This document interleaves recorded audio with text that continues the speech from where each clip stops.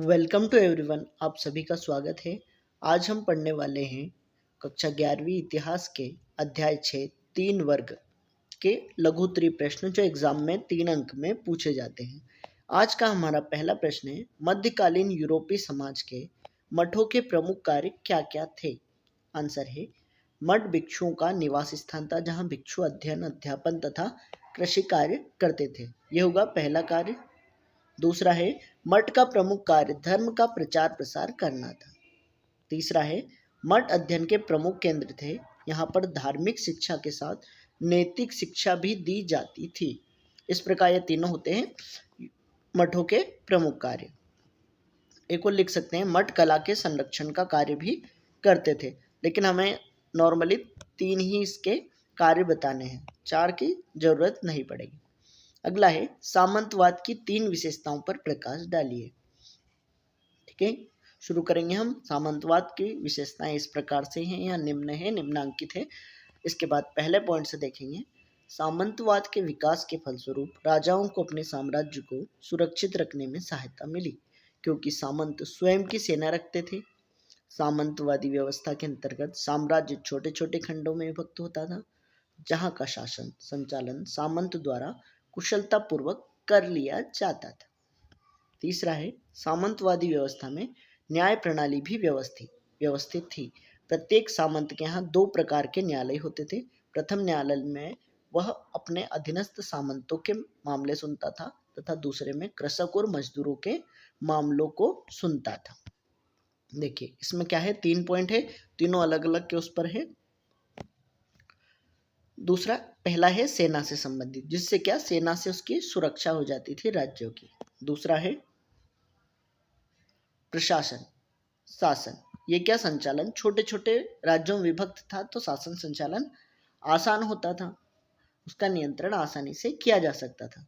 तीसरे में देखते हैं न्याय प्रणाली। न्याय प्रणाली में क्या था, न्याय भी उनको आसानी से निम्न स्तर पर ही मिल जाता था, उच्च स्तर तक जाना नहीं पड़ता था। तो न्याय व्यवस्था आसान थी, प्रशासन आसान था, और एक था सेना से सुरक्षा आसान हो गई थी। ये सब इसके लाभ थे। अगला है, मध्यकालीन यूरोपीय समाज में अभिजात वर्ग की भूमिका क्यों महत्वपूर्ण थी, समझाइए। जो द्वितीय वर्ग था, अभिजात वर्ग यूरोपीय समाज में, वो क्यों महत्वपूर्ण था उसे हमें इसमें बताना है। आंसर देखते हैं, सामाजिक प्रक्रिया में अभिजात वर्ग की महत्वपूर्ण भूमिका थी। ऐसा भूमि पर उनके नियंत्रण के कारण था। वेस्लेस प्रथा के कारण बड़े भूस्वामी और अभिजात वर्ग राजा के अधीन होते थे, जबकि कृषक भूस्वामियों के अधीन होते थे। अभिजात वर्ग की एक विशेष हैसियत थी, उनका अपनी संपदा पर स्थायी तौर पर पूर्ण नियंत्रण होता था। वह अपनी सैनिक क्षमता बढ़ा सकते थे, अपना स्वयं का न्यायालय लगा सकते थे और यहाँ तक कि अपनी मुद्रा भी प्रचलित कर सकते थे। वे अपनी भूमि पर बसे सभी व्यक्तियों के स्वामी थे, अपने क्षेत्र के स्वामी थे, जिसमें उनके घर, उनके खेत, जोत व चारागाह और उनके आसामी कृषक के घर और खेत शामिल होते थे। इस प्रकार वो महत्वपूर्ण था कि समाज वर्ग में उनकी विशेष हैसियत थी, महत्वपूर्ण भूमिका थी। एक प्रथा होती थी, वेस्लेस प्रथा, जिसमें जो राजा थे वो सामंतों को एक शपथ दिलाते थे, जिसके कारण वो उनके नियंत्रण में होते थे। दूसरे पैरा में हम देखते हैं उनकी जो हैसियत है, मीन्स उनका किस कारण से महत्वपूर्ण पद था। तो उनका भूमि पर नियंत्रण के कारण क्या थी, संपदा स्थायी थी। वे एक जो अधिकार थे, मुद्रा चला सकते थे, न्यायालय स्थापित कर सकते थे। ये सब उनके अधिकार थे, जिसके कारण उनकी एक समाज में महत्वपूर्ण भूमिका बन गई थी। अगला क्वेश्चन देखते हैं, कैथेड्रल नगरों की प्रमुख विशेषताएं बताइए। आंसर देखते हैं, कैथेड्रल नगरों की प्रमुख विशेषताएं निम्न है। इसमें पहला देखते हैं, कैथेड्रल नगरों का विकास फ्रांस में कैथेड्रल कहलाने वाले बड़े चर्चों के आसपास हुआ था। पहले पॉइंट में हम सिर्फ वही बताएंगे कि नगरों का विकास किसके आसपास हुआ था, कैथेड्रल चर्चों के आसपास। जो बड़े चर्च होते थे उनको कैथेड्रल कहा जाता है। दूसरा देखते हैं हम, इसके आगे दूसरे पॉइंट में हम देखते हैं, कैथेड्रल इस प्रकार बनाए जाते थे कि पादरी की आवाज लोगों के जमा होने वाले सभागार में साफ सुनाई पड़े और भिक्षुओं का गायन भी अधिक मधुर सुनाई दे। साथ ही लोगों को प्रार्थना के लिए बुलाने वाली घंटियां दूर तक सुनाई दे। ये क्या है? इन कैथेड्रल का निर्माण किस प्रकार किया जाता है उसके लिए बताया गया है। तीसरे पॉइंट में हम देखते हैं, कैथेड्रल में खिड़कियों के लिए अभिरंजित कांच का उपयोग होता था। अभिरंजित कांच की खिड़कियों पर बाइबल की कथाओं के चित्रों का चित्रांकन किया जाता था। इस प्रकार ये तीन विशेषताएं हमारी हो जाती हैं। अगला क्वेश्चन देखते हैं, नई कृषि प्रौद्योगिकी ने किस प्रकार सामंतवाद को कमजोर किया? तब आंसर देखते हैं। सर्वप्रथम पहले पैरा में हम देखेंगे कि कृषि प्रौद्योगिकी क्या है। तो नई कृषि प्रौद्योगिकी से भूमि की प्रति इकाई में होने वाले उत्पादन में तेजी से बढ़ोतरी हुई और भोजन की उपलब्धता दुगनी हो गई। ठीक है, कृषि प्रौद्योगिकी से क्या लाभ हुआ वो देखते हैं। अब सामंतवाद को कैसे कमजोर हुआ सामंतवाद वो देखेंगे दूसरे पैरा से। 11वीं सदी से व्यक्तिगत संबंध जो सामंतवाद का आधार थे कमजोर पड़ने लगे, क्योंकि नई कृषि प्रौद्योगिकी से उत्पन्न संपन्नता के कारण आर्थिक लेन देन अधिक से अधिक मुद्रा पर आधारित होने लगा। लार्डों को लगान सेवाओं के बजाय नकदी में लेना अधिक सुविधाजनक लगने लगा और कृषकों ने अपनी फसल व्यापारियों को मुद्रा में बेचना शुरू कर दिया, जो पुनः उन वस्तुओं को शहर में बेच देते थे। नई कृषि प्रौद्योगिकी से अब कृषक आर्थिक रूप से संपन्न होने लगे, जिसके कारण सामंतों का नियंत्रण कृषकों पर कमजोर होने लगा। इस पैरा में हमने देखा कि जो सामंतवाद का आधार जो था कि उनका भूमि पर नियंत्रण होता था।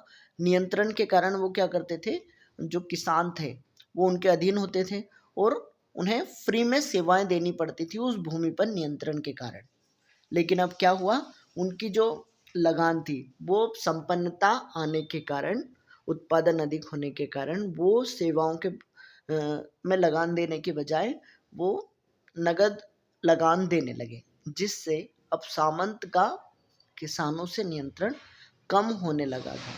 और चूंकि फसल की उत्पादकता के साथ ही उसके मूल्य में भी वृद्धि हुई, जिसके कारण किसान भी संपन्न होने लगा और धीरे धीरे जो आर्थिक संपन्नता बढ़ने लगी, जिसके कारण कृषक तो आर्थिक रूप से संपन्न हुआ, लेकिन जो सामंत थे उनका नियंत्रण किसानों से कमजोर होने लगा। अगला क्वेश्चन देखते हैं, मेनर व्यवस्था क्या थी? मध्यकालीन यूरोपीय समाज की यह एक महत्वपूर्ण विशेषता क्यों मानी जाती थी? आंसर देखते हैं।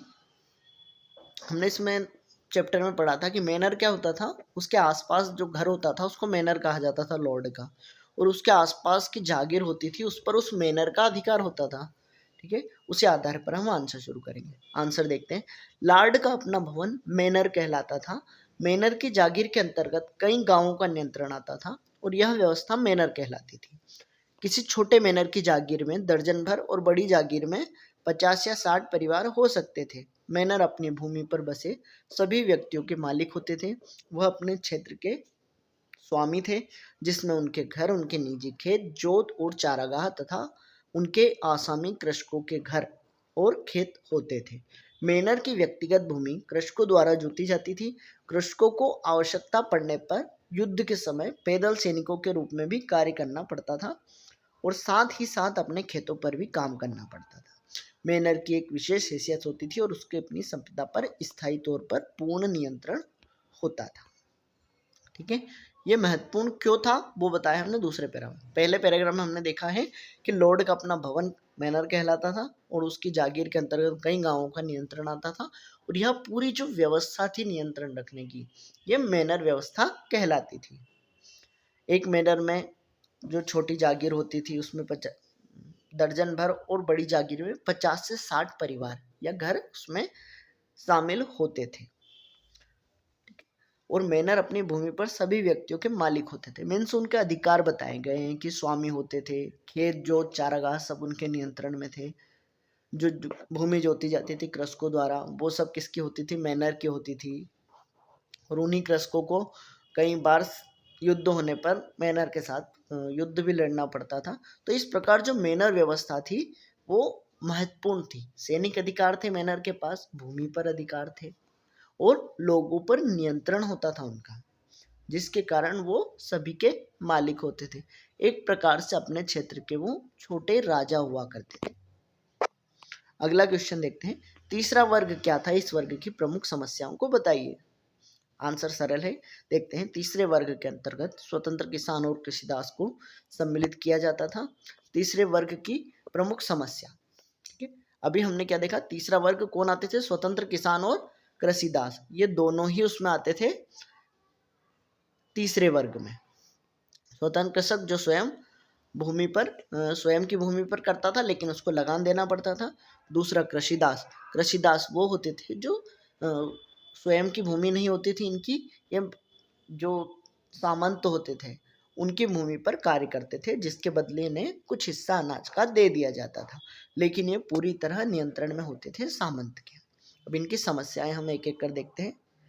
पहला है, किसानों को लाड़ की भूमि पर कार्य करना पड़ता था, जिसके कारण उन्हें कोई मजदूरी नहीं मिलती थी, ये पहली समस्या थी। दूसरा, इन लाड़ किसानों पर कभी कभी एक प्रत्यक्ष कर टेली लगाते थे, जिससे पादरी और अभिजात वर्ग मुक्त थे, ठीक है, सिर्फ इन पर ही लगता था, ये इनकी एक समस्या थी। तीसरा पॉइंट देखते हैं, लाड़ यह तय करता था कि कृषिदास को किसके साथ विवाह करना चाहिए, या फिर कृषिदास की पसंद को अपना आशीर्वाद दे सकता था, लेकिन इसके लिए वह शुल्क लेता था। जो लार्ड था वो कृषिदास, जिसे सर्फ कहा जाता था, उनको किससे विवाह करना चाहिए ये लॉर्ड निर्धारित करता था। अगर कृषिदास अपनी पसंद से किसी से शादी करना चाहता था तो इसके लिए वह एक शुल्क लेता था। तो ये क्या है, तीसरे वर्ग की प्रमुख समस्या थी। अगला क्वेश्चन देखते हैं, चर्च और समाज के संबंधों को स्पष्ट कीजिए। चर्च और समाज के संबंधों में हम देखेंगे, चर्च और समाज में कैसे संबंध स्थापित हुआ, चर्च का समाज पर क्या प्रभुत्व रहा, उससे समाज को कैसे प्रभावित किया चर्च ने। आंसर देखते हैं, ईसा मसीह की मृत्यु के उपरांत उनके अनुयायियों ने संगठित होने के उद्देश्य से चर्च की स्थापना की थी। इसी प्रकार कालांतर में अनेक स्थानों पर चर्च की स्थापना हुई। प्रत्येक चर्च में पादरी होते थे जो बिशप के अधीन कार्य करते थे। रोम में चर्च के सर्वोच्च बिशप को पोप कहा जाता था। पोप को ईसाई धर्म में पृथ्वी पर ईसा मसीह का प्रतिनिधि माना जाता था। धार्मिक मामलों में पोप का निर्णय अंतिम माना जाता था। पोप अपने सहयोगी के साथ ईसाई धर्म से संबंधित लोगों के धार्मिक जीवन को नियंत्रित करते थे। पोप ने सामाजिक जीवन को संचालित करने के लिए जो धार्मिक नियम प्रतिपादित किए थे उन्हें मानने के लिए सभी व्यक्ति बाध्य थे। पोप को चर्च के लिए धार्मिक कर लगाने का अधिकार था। प्रत्येक व्यक्ति के लिए धार्मिक कर अदा करना अनिवार्य था। चर्च का मध्यकाल में समाज पर अत्यधिक प्रभाव था। देखिए, इसमें सर्वप्रथम हमने बताया है कि जो चर्च है उसकी स्थापना कैसे हुई, कि चर्च का संगठित होने के उद्देश्य से जो अनुयायी थे ईसा मसीह के, उन्होंने चर्च की स्थापना की। चर्च में सर्वोच्च होते थे पोप। इसी प्रकार इस जो पोप और चर्च होता था वो धार्मिक मामलों में क्या होता था, समाज में सभी मामलों को देखता था और सर्वोच्च होता था उसका निर्णय, और लोगों के धार्मिक जीवन को नियंत्रित करते थे वो चर्च के पादरी या पोप, ठीक है। इस प्रकार धार्मिक कर लगाने का समाज पर भी उनको अधिकार था, और धार्मिक कर अनिवार्य कर दिया था उन्होंने। इस प्रकार समाज को पूरी तरह से नियंत्रित कौन कर रहे थे, चर्च या पादरी। अगला क्वेश्चन देखते हैं, चौथे वर्ग की विशेषताएं कौन कौन सी थी। आंसर है, चौथे वर्ग के अंतर्गत नगरवासी आते थे। इनकी विशेषताएं इस प्रकार से हैं। पहला, नगरवासियों में अधिकांश वे व्यक्ति थे जो या तो स्वतंत्र कृषक थे या कृषिदास थे एवं कार्य की दृष्टि से अकुशल थे। देखिए, इसमें पहला पॉइंट को देखते हैं हम, कि चौथा वर्ग तो हमें पता है कि नगर एवं नगरवासी चौथे वर्ग के अंतर्गत आते थे। तो जब 14वीं सदी का संकट आया तो उस समय क्या हुए, जो स्वतंत्र कृषक थे और कृषिदास थे वो भागकर कहाँ चले गए, नगरों की ओर, और वहां पर नए नगरों का विकास हुआ, ठीक है। और जब नगर विकसित हुए तो सर्वाधिक संख्या किनकी थी, इन्हीं स्वतंत्र कृषक और कृषिदास की। दूसरा पॉइंट देखते हैं हम, नगरवासियों में दुकानदार व्यापारी भी बहुतायत में थे। बाद में विशिष्ट कौशल वाले व्यक्ति जैसे साहूकार और वकील भी इस वर्ग में शामिल हो गए, ठीक है। जैसे जैसे नगरों का विकास हुआ उसमें दुकानदार मीन्स व्यापारी जो थे और व्यापारी जो व्यापार करते थे, इनकी संख्या बढ़ती गई, जो क्या थे, विशिष्ट कौशल के थे, जैसे साहूकार, किसी को ऋण की आवश्यकता होती थी तो वो साहूकार से ले लेता था अपने व्यवसाय के लिए। वैसे ही वकील वकील क्या करते थे, उनको विभिन्न मामलों में कानूनी राय दिया करते थे। तो इनका भी उसमें विकास हुआ, जो नगरवासी की दूसरी विशेषता थी। तीसरा पॉइंट देखते हैं, नगरों में आर्थिक संस्था का आधार श्रेणी था। यह एक ऐसी संस्था थी जो उत्पाद की गुणवत्ता, उसके मूल्य और बिक्री पर नियंत्रण रखती थी। यहाँ पर एक आर्थिक संस्था बन गई थी श्रेणी। श्रेणी क्या होती थी, एक विशेष व्यवसाय रखने वाले लोगों का एक संगठन होता था जिन्हें श्रेणी कहा जाता था, जो उस व्यापार करने वाले व्यक्तियों को नियंत्रित रखती थी। तो वो श्रेणी थी जो उत्पाद की गुणवत्ता और मूल्य और बिक्री पर नियंत्रण रखती थी। तो ये भी एक नगर की विशेषता थी कि वहां पर श्रेणी थी। ठीक है, इस प्रकार हमारे 3 पॉइंट हो जाते हैं। अगला क्वेश्चन है, पादरी वर्ग की मध्यकालीन यूरोपीय समाज में भूमिका को स्पष्ट कीजिए। आंसर देखते हैं। पादरी प्रथम वर्ग के अंग थे जो यूरोप में ईसाई धर्म का मार्गदर्शन करते थे। अधिकतर गांवों में चर्च हुआ करते थे, जहां पर प्रत्येक रविवार को पादरी के धर्म उपदेश सुनने तथा सामूहिक प्रार्थना करने के लिए लोग इकट्ठा होते थे। यहाँ पर आप लोग लिख लीजिएगा, इकट्ठा होते थे के पास, यहाँ पर आप लोग लिख लीजिएगा। प्रत्येक व्यक्ति पादरी नहीं बन सकता था। पादरी बनने वाले पुरुष विवाह नहीं कर सकते थे। पादरी चर्च में रहकर धार्मिक कार्यों को संपन्न करते थे तथा समाज में पादरी का पद महत्वपूर्ण माना जाता था। ठीक है, तो ये क्या है, पादरी की समाज में भूमिका। कि पादरी क्या थे, प्रथम वर्ग के अंग थे। ठीक है, सरल से पॉइंट है इसमें, प्रथम वर्ग के अंग थे। ठीक है, जो गांव में चर्च हुआ करते थे वो किसके अधीन होते थे, पादरी। पादरी धर्म उपदेश देते थे, सामूहिक प्रार्थना करते थे। ठीक है, समाज का मार्गदर्शन करते थे। ठीक है, प्रत्येक व्यक्ति पादरी नहीं बन सकता था, उसके लिए पुरुष विवाह नहीं कर सकते थे। और पादरी क्या करते थे, चर्च में रहकर धार्मिक कार्यों को संपन्न करते थे। इसके अलावा जो पद था, समाज में एक महत्वपूर्ण पद था जो समाज को नियंत्रित करने का कार्य करता था। अगला क्वेश्चन है, सामंतवाद क्या है, इसके प्रमुख दोषों पर प्रकाश डालिए।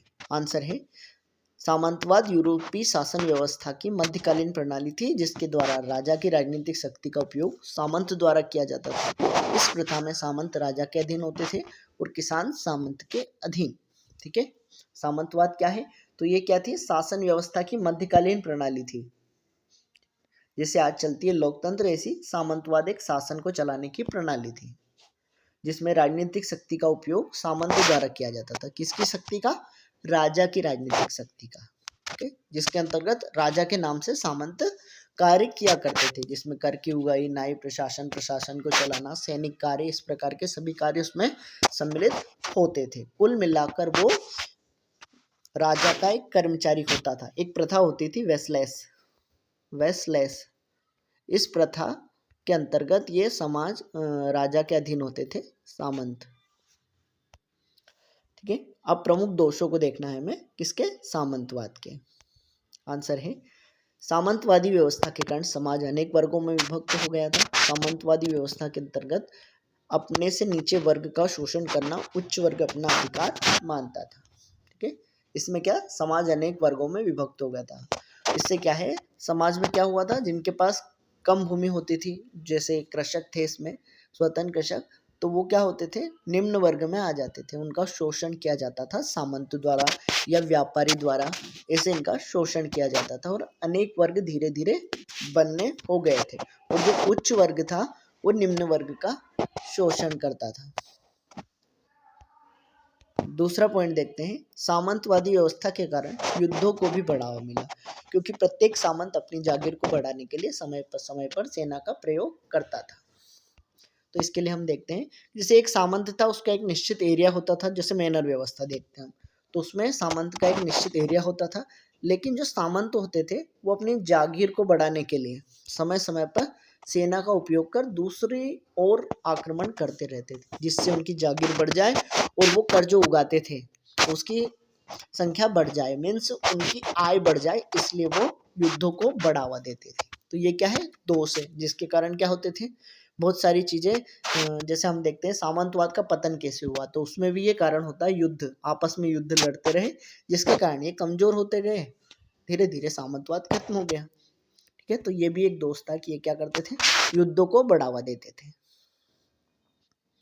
अगर आप छोटे पॉइंट में लिखना चाहें तो सामंतवादी व्यवस्था के कारण युद्ध को बढ़ावा मिला, बस यहाँ तक हो जाएगा। तीसरा पॉइंट देखते हैं, सामंतवादी व्यवस्था के कारण मध्यकाल में यूरोप में शक्तिशाली देशों का उदय नहीं हो सका, क्योंकि राजा का अपने सामंतों पर उचित नियंत्रण नहीं होता था और कई सामंत राजा से भी अधिक शक्तिशाली हो जाते थे।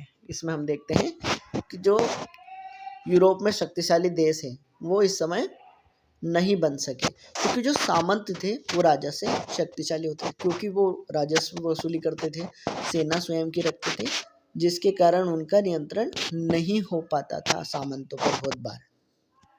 जिससे जो बड़े क्षेत्र के राजा थे वो नहीं बन सके, छोटे छोटे राजा थे, बड़े देश का इसमें विकास नहीं हो पाया या उदय नहीं हो पाया।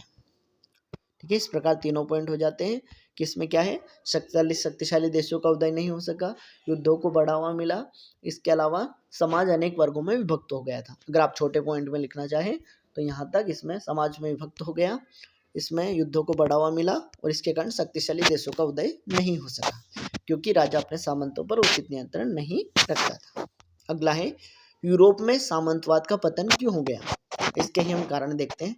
उसके दोषों के कारण ही क्या हुआ, उसका पतन हो गया। तो उसके पतन के कारण में हम देखते हैं, सामंतों के आपसी संघर्ष के कारण सामंतों की शक्ति का पतन हुआ। जैसे हमने ऊपर देखा कि वो अपने एरिया को बढ़ाना चाहते थे, जागीर को, जिसके कारण दूसरे सामंतों पर आक्रमण कर देते थे, जिसके कारण उनकी अब युद्धों में क्या होता है, बहुत ज़्यादा नुकसान होता था, जिसके कारण भले ही दूसरे सामंत को कोई सामंत हरा देता था, लेकिन वो स्वयं भी कमजोर हो जाता था। दूसरा पॉइंट देखते हैं, व्यापारिक उन्नति के कारण नवीन रोजगार के उपलब्ध हो जाने के कारण मजदूरों और किसानों के लिए अब जीवन यापन का एकमात्र साधन कृषि नहीं रह गया, जिसके कारण सामंत कमजोर होते चले गए। देखिए, हमने जैसे देखा कृषि का विकास होने के कारण क्या हुआ, व्यापार बढ़ने लगा। अब व्यापार बढ़ने लगा तो सामंतों के अधीन जो स्वतंत्र कृषक थे वो धीरे धीरे कमजोर होने लगा, उन पर नियंत्रण सामंतों का, जिसके कारण सामंत धीरे धीरे कमजोर होते गए। अगला है, सामंतवादी व्यवस्था के अंतर्गत कृषक सर्वाधिक पीड़ित थे। 14वीं शताब्दी में कृषकों द्वारा संगठित विद्रोह किए गए, जिसके कारण सामंतवाद की जड़ें कमजोर हो गई। देखिए, इसमें क्या है, सामंतों ने किन पर नियंत्रण किया था, स्वतंत्र कृषक और कृषिदास पर, लेकिन व्यापारिक उन्नति के कारण क्या हुआ, वो तो स्वतंत्र हो गए। और दूसरा क्या, इन कृषकों ने इस समय तक संगठित विद्रोह करना शुरू कर दिया, क्योंकि इनका शोषण हो रहा था। जब इन्होंने विद्रोह किया तो सामंत क्या हो गए, कमजोर होने लगे, क्योंकि उनके सैनिक भी कौन होते थे, मुख्यतः यही कृषक होते थे, जिसके कारण ये सामंत कैसे हो गए, कमजोर होते चले गए और अंत में सामंतवादी व्यवस्था का पतन हो गया। अगला क्वेश्चन है, सामंतवाद को शोषण का प्रतीक क्यों माना जाता है, समझाइए। अथवा अभिजात वर्ग के विरुद्ध किसानों के मन में असंतोष के क्या कारण थे। क्या कारण थे, आसान सा क्वेश्चन है, तो हम आंसर देखते हैं। सामंतवाद के शोषण का प्रतीक मानने के निम्नलिखित कारण है। इसमें पहला देखते हैं, कृषकों के परिवारों को लाड़ की जागीर पर जाकर कार्य करना पड़ता था, जिसके लिए उन्हें कोई मजदूरी नहीं मिलती थी। अब मजदूरी नहीं मिलेगी तो क्या होगा, असंतोष बढ़ेगा उनके मन में कि हमें, हम मजदूरी कर रहे हैं फिर भी हमें मेहनताना नहीं मिल रहा है। दूसरा एक कर था टेली नामक, ये कृषकों पर लगाया जाता था और सिर्फ कृषकों पर लगाया जाता था, जबकि पादरी और अभिजात वर्ग इससे मुक्त थे। ये भी असंतोष का एक कारण था। तीसरा, सामंत यह तय कर सकता था कि कृषिदास को किसके साथ विवाह करना चाहिए, या फिर कृषिदास की पसंद को ही अपना आशीर्वाद दे सकता था, परंतु इसके लिए वह शुल्क लेता था। जो कृषिदास सामंत के अधीन होते थे उनके जो विवाह है वो लाड़ के द्वारा ही करवाए जाते थे। अगर वो स्वयं की पसंद से करता था तो उसको एक शुल्क देना पड़ता था, जो क्या था, ऑफिशियली एक शोषण था, जिसके कारण उनके मन में असंतोष बढ़ता चला गया। ये तीनों पॉइंट हो गए।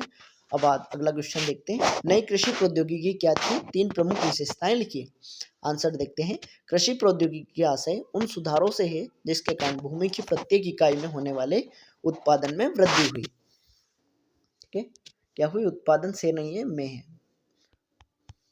तो इसमें क्या देखते हैं हम कि कृषि प्रौद्योगिकी वह थी जिससे क्या हुआ, भूमि के उत्पादन में वृद्धि हुई। ठीक है, इसमें हम 3 विशेषताएं इसकी देखते हैं। तो पहला है, लकड़ी से बने हल के स्थान पर अब लोहे की भारी नोक वाले हल तथा सांचेदार पटरे का उपयोग होने लगा, जिससे भूमि के अधिक गहरा खोदा जा सकता था और भूमि में उपलब्ध पोषक तत्वों का बेहतर उपयोग होने लगा। इससे पहले क्या होता था, लकड़ी के हल थे, उनमें लोहे का नोक का उपयोग नहीं किया जाता था, जिसके कारण जो लकड़ी होती है सॉफ्ट होती है, जिसके कारण वो जमीन को सिर्फ ऊपरी परत को ही खोद सकती थी, ज़्यादा गहराई तक नहीं जा सकती थी, जिससे समय समय पर पोषक तत्वों की कमी होने के कारण उत्पादन में लगातार कमी होती जाती थी। लेकिन अब क्या हुआ, लोहे की नोक वाले हल का उपयोग होने लगा, जो जमीन को पहले से अधिक खोद सकते थे गहरा, जिसके कारण निचली परत ऊपर आ जाती थी और पोषक तत्व फिर से अधिक उपयोग कर सकते थे हम कृषि में, जिससे कृषि उत्पादन बढ़ा। दूसरी विशेषता देखते हैं, पशुओं को हलों में जोतने के तरीकों में सुधार हुआ। गले के स्थान पर जुआ कंधे पर बांधा जाने लगा, जिससे पशुओं को अधिक शक्ति मिलने लगी। पहले क्या, गले में जुआ बांधा जाता था, जिसके कारण वो पूरी शक्ति नहीं लगा पाते थे, लेकिन अब क्या, कंधे पर बांधा जाने लगा, जो बीच में उसकी कुबड़ होती है वहां पर बांधा जाने लगा, जिससे वो क्या करने लगा, अधिक ताकत लगा सकता था, उसको अधिक शक्ति से खींच सकता था, जिससे क्या हुआ, जमीन को और अधिक खोदा जा सकता था और अधिक पशु शक्ति का उपयोग किया जाने लगा, जिससे कृषि उत्पादन में वृद्धि हुई। तीसरा पॉइंट देखते हैं, सबसे क्रांतिकारी परिवर्तन 2 खेतों वाली व्यवस्था से 3 खेतों वाली व्यवस्था में परिवर्तन था। इस व्यवस्था में कृषक 3 वर्षों में से 2 वर्ष अपने खेतों का उपयोग कर सकता था। ठीक है, इसमें क्या करते थे, एक बार एक जो खेत होते थे, 2 खेत रखते थे। अब इन 2 खेत में जब शुरुआत की खरीफ की फसल होती थी, इसमें उगा लेते थे और इस खेत को खाली छोड़ देते थे। अब इस खेत को छोड़ देते थे तो इसको जब शीत ऋतु वाली फसल होती थी रबी की, तो उसमें ये पानी भरा रहता था खरीफ में, जिसके कारण इसमें रबी में उत्पादन किया जा सकता था, जिससे वर्ष में सिर्फ 2 खेत में से 1 खेत का ही उपयोग किया जा सकता था। लेकिन अब क्या करने लगे कृषक, 3 खेतों वाली व्यवस्था को शुरू किया इन्होंने, तब 3 खेत में क्या करने लगे, एक साथ 2 खेतों में व्यवस्था करने लगे और 1 खेत को खाली छोड़ने लगे, जिसके कारण एक साथ 2 खेत में उपयोग होने के कारण इनके उत्पादन में वृद्धि हुई। एक समय में 1 खेत ही खाली होता था, 2 खेतों में ये उत्पादन कर देते थे, जिसके कारण उनके उत्पादन में वृद्धि हुई और कृषि प्रौद्योगिकी का विकास हुआ। ठीक है, ये तीनों पॉइंट खत्म होते हैं। अगला क्वेश्चन देखते हैं, जेफरी चौसर कौन था, उसकी महान रचना कौन कौन सी थी। आंसर देखते हैं, जेफरी चौसर इंग्लैंड के पुनर्जागरण कालीन कवि थे। इनकी प्रमुख कृति कैंटरबरी टेल्स, इनकी प्रमुख कृति थी कैंटरबरी टेल्स में भिक्षु भिक्षुणी और फ्रायर का हास्यास्पद चित्रण किया गया है। आपका क्वेश्चन यही खत्म हो जाता है कैंटरबरी टेल्स से।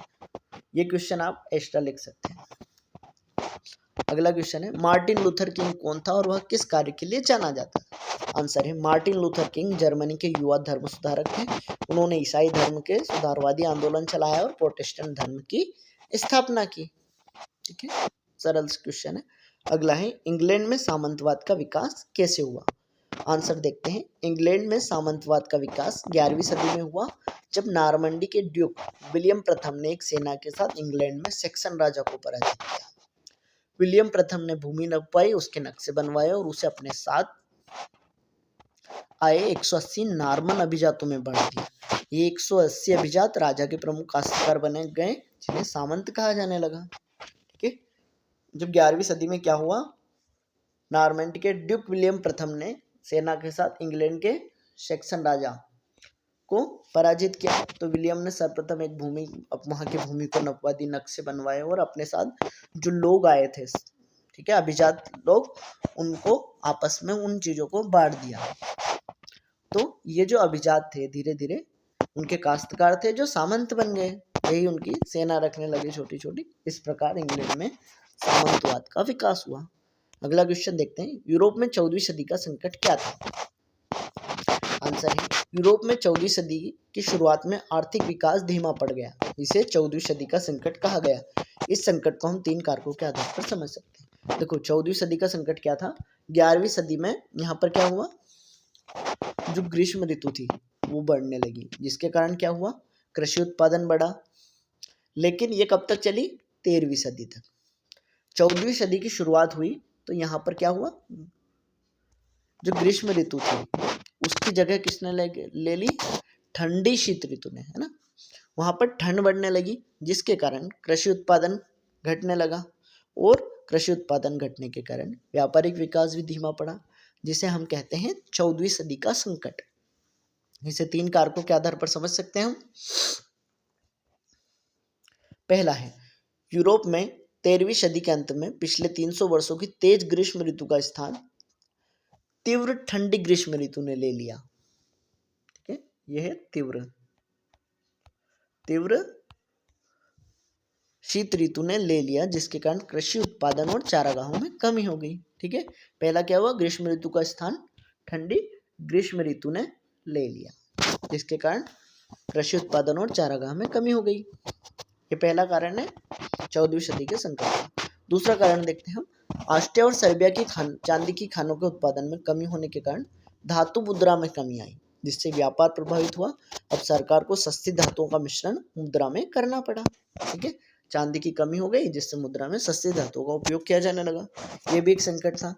तीसरा पॉइंट देखते हैं, व्यापार एवं वाणिज्य के विकास के साथ दूसरे देशों से व्यापार करने वाले पोत यूरोपीय तटों पर आने लगे। इन पोतों के साथ साथ चूहे आए, जिससे यूरोप में ब्यूबोनिक प्लेग जैसी महामारी का संक्रमण हुआ। परिणाम स्वरूप यूरोप में जनसंख्या में भारी कमी आई। ठीक है, व्यापार एवं वाणिज्य के विकास के साथ साथ क्या हुआ? यहाँ पर पोतों के साथ चूहे भी आ गए। चूहे से एक बीमारी फैली, ब्यूबोनिक प्लेग। अब इस बीमारी के कारण यहाँ पर जनसंख्या में कमी आ गई। तो ये भी एक कारण था। ठीक है, एक तो चूहे के कारण, दूसरा चांदी की कमी के कारण, और एक था ग्रीष्म ऋतु के कारण। ठीक है, ग्रीष्म ऋतु का स्थान ठंडी ग्रीष्म ऋतु ने ले लिया, उत्पादन कमी हुआ। ठीक है, अगला क्वेश्चन, सर्फ कौन थे और उनकी जीवन दशा रोमन दास के समान क्यों थी? आंसर देखते हैं। कृषि दास को सर्फ कहा जाता था। सर्फ जीवन निर्वाह के लिए लार्ड के भूखंडों पर कृषि करते थे। लार्ड की कृपा से सर्फ को थोड़ा अनाज उपज में से प्राप्त होता था। सर्फ न तो भूमि के स्वामी थे और न ही उनके श्रम के लिए उन्हें मजदूरी दी जाती थी। इसके अतिरिक्त वे लार्ड के घरेलू नौकर के रूप में सेवा देते थे। लार्ड की आज्ञा के बिना सर्फ जागीर छोड़कर नहीं जा सकते थे। ठीक है, ये हमने देखी किसकी दशा? सर्फ की। अब हम देखते हैं रोमन दशा से तुलना उनकी। रोमन दास, तो फ्रांस के सर्फ की तुलना में रोम के दासों की दशा अत्यंत दयनीय थी। रोम के स्वतंत्र और धनी व्यक्ति दास को अपनी संपत्ति समझते थे। सम्राट तथा अमीर वर्ग अधिक से अधिक संख्या में दास रखने में अपना गौरव मानते थे। रोम में दासों की खरीदी बिक्री होती थी। दासों के साथ अत्यंत अमानवीय व्यवहार किया जाता था और उनका उपभोग भोग विलास में की वस्तु के रूप में किया जाता था। ठीक है, ये हमने देख लिया रोम के दास की स्थिति। तो दोनों में बहुत फर्क है। ये कृषि दास थे और ये थे हर कार्य में हाथ बढ़ाते थे। ठीक है, ये सामंतों के अधीन होते थे जो सर्फ थे। ठीक है, और ये व्यापारी और घरेलू नौकर के रूप में कार्य करते थे।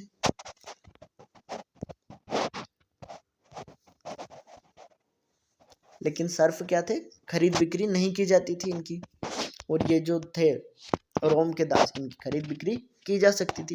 इसे भी आप 3 पॉइंट में लिख सकते हैं, या फिर आप ऐसे पैरा में लिख सकते हैं, किसी भी आप कर सकते हैं। जैसे पहला पॉइंट आपने बना दिया कि ये सामंत के अधीन होते थे। कौन? सर्फ। रोमदास किसके अधीन होते थे?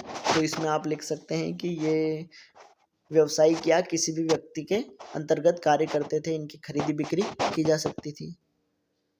दूसरा क्या है?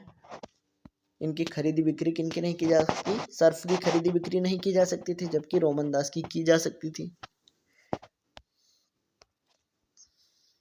तीसरा, कृषिदास क्या थे? जागीर छोड़कर नहीं जा सकते थे सर्फ की। लेकिन जो रोमन दास थे वो तो उनके नियंत्रण में ही थे। उनकी खरीदी बिक्री कौन करता था? स्वयं मालिक ही कर सकते थे, उनको कोई अधिकार नहीं दिए गए थे। ये स्वतंत्र जो सर्फ थे वो फिर भी अधिक स्वतंत्र थे, जबकि रोमन दास क्या थे? स्वतंत्र नहीं थे। इनके साथ अमानवीय व्यवहार किया जाता था, इनको कभी भी स्वतंत्रता नहीं दी जा सकती थी। ऐसे भी इसके पॉइंट आप बना सकते हैं। Thank you for watching. अगले वीडियो में हम अगले चैप्टर के ऑब्जेक्टिव देखेंगे। Thank you.